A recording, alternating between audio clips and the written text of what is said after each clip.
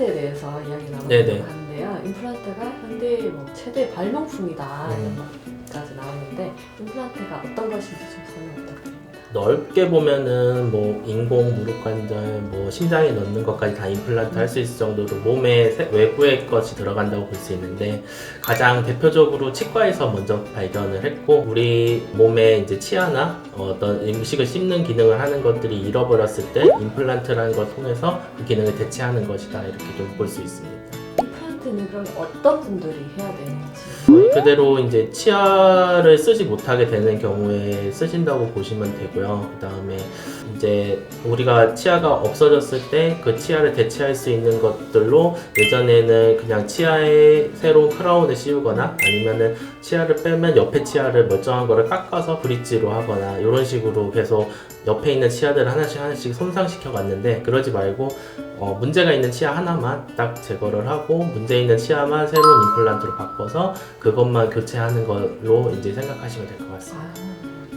그 앞에 모형이 있는데 좀 설명 좀 임플란트 하면은 이제 간단히 이런 거라고 볼 수 있는데 우리 크게 세 가지로 나눠 볼 수 있어요. 제일 먼저 우리 몸에 이제 실제 몸에 들어가는 임플란트 픽스처라고 하고요. 그 다음에 중간에 이 치아와 임플란트를 연결하는 중간 연결부 이거를 어버트먼트라고 하는데 중간 연결부가 있고 그 다음에 말 그대로 우리가 이제 밖에서 보는 치아 이렇게 세 가지로 구성된다고 볼 수 있습니다. 그럼 이게 그냥 잇몸에 어떻게 보면 이제 나사 같은 네네. 기능을 받는 건데 네. 안 되는 분도 계실 것 같아요. 이제 보면은 정말 이 길이가 요즘은 많이 짧아지긴 했어요. 아까 말씀드렸듯이 픽스처랑 중간 연결부 요 길이가 제일 중요한데 요 픽스처 길이는 예전에는 13mm 이하로는 절대 심을 수 없다라고 했는데 요새는 6mm까지도 나오긴 하거든요. 많이 짧아지긴 했지만 이 6mm보다 더 짧은 뼈가 있는 경우에서는 임플란트를 심어도 이거를 고정할 수 있는 뼈가 없기 때문에 임플란트 심기가 좀 어렵다라고 말할 수 있고 6mm보다 짧은 이 뼈가 있는 분들에게는 수직적 볼 증강술이라고 해서 뼈를 일부러 더 수직적으로 올려서 만들어서 하는 방법이 있긴 한데 그거의 성공률이 그렇게 높지는 않아요. 그래서 과연 이거를 뼈를 올려서 만들었을 때 심을 수 있는 것과 그렇지 않은 것을 전문의가 한번 판단해서 올릴 수 있는지 없는지 여부를 좀 체크하고 어렵다 이렇게 볼 수 있습니다. 그게 뼈 이식.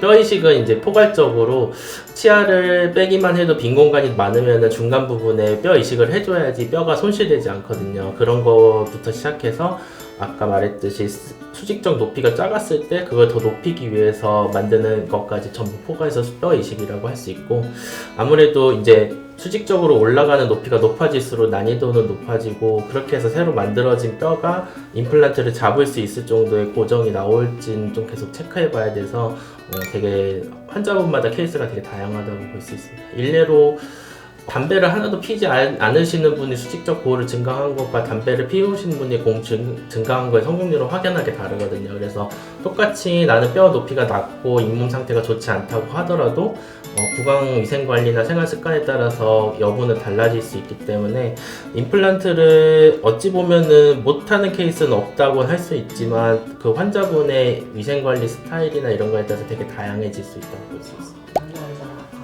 당뇨 같은 경우는 식후 혈당이 일정 값 이상보다 너무 높아진 경우에서는 아무래도 피가 맑지 않기 때문에 임플란트가 넣었을 때 오히려 감염이나 이런 위험이 높다고 볼 수 있는데요. 근데 요새는 기술이 많이 좋아져서 그렇게 많이 걱정하실 정도는 아닙니다. 당뇨는. 그리고 암 환자 같은 경우는 방사선 치료를 받으신 분들한테는 되게 쥐약인데 방사선 치료를 받으면은 뼈 형성이 되지가 않거든요. 그래서 적어도 방사선 치료를 받으셨으면 최소 6개월에서 1년 정도는 후에 임플란트를 하실 수가 있다고 볼 수 있고요. 제일 중요한 거는 이제 혈압이랑 혈관 관련한 건데 우리가 이제 요즘 스텐트나 여러 가지로 심혈관 질환 때문에 응고 억제제를 드시는 분들이 많거든요. 대표적으로 아스피린 같은 건데 그런 걸 드시는 분들은 임플란트를 꼈을 때 이 임플란트가 고정이 나오는 거와 별개로 임플란트를 끼고 나서 출혈이 멈추지 않는 위험도가 있기 때문에 반드시 내과 의사와 상의해서 약을 끊고 임플란트를 하셔야 되거든요. 그거를 꼭 체크하는 게 필요하다고 볼 수 있고, 마지막으로 골다공증 환자가 제일 어렵습니다. 골다공증은 임플란트 수술에 있어서 가장 어려운 케이스라고 볼 수 있고, 골다공증 약을 주사로 맞으시는 분들은 적어도 6개월에서 1년 정도는 멈췄다가 임플란트를 할 수 있고, 약으로 드시는 분들도 임플란트 성공률이 일반인보다 많이 떨어진다는 거, 특히 심각한 합병증을 유발하는 케이스가 많이 있거든요. 그래서 반드시 골다공증이 있는지 없는지 여부를 미리 치과에 가셔서 시술 전에 말씀을 꼭 해주셔야 된다고 볼 수 있습니다. 그러면 병원 선택 기준이 있어요? 임플란트를 하는 치과는 요새는 많아졌기 때문에 쉽게 이제 보실 수 있겠지만, 아무래도 임플란트 시술 경험이 많으신 원장님한테 받으시는 게 훨씬 더 다양하게 관리를 할 수 있다고 보고요.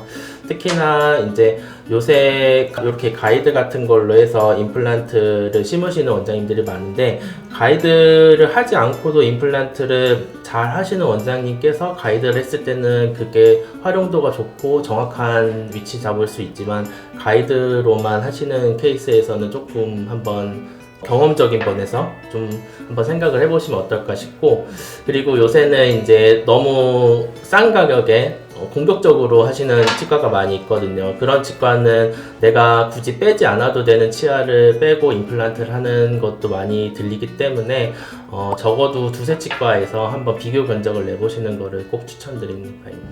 감사합니다. 네.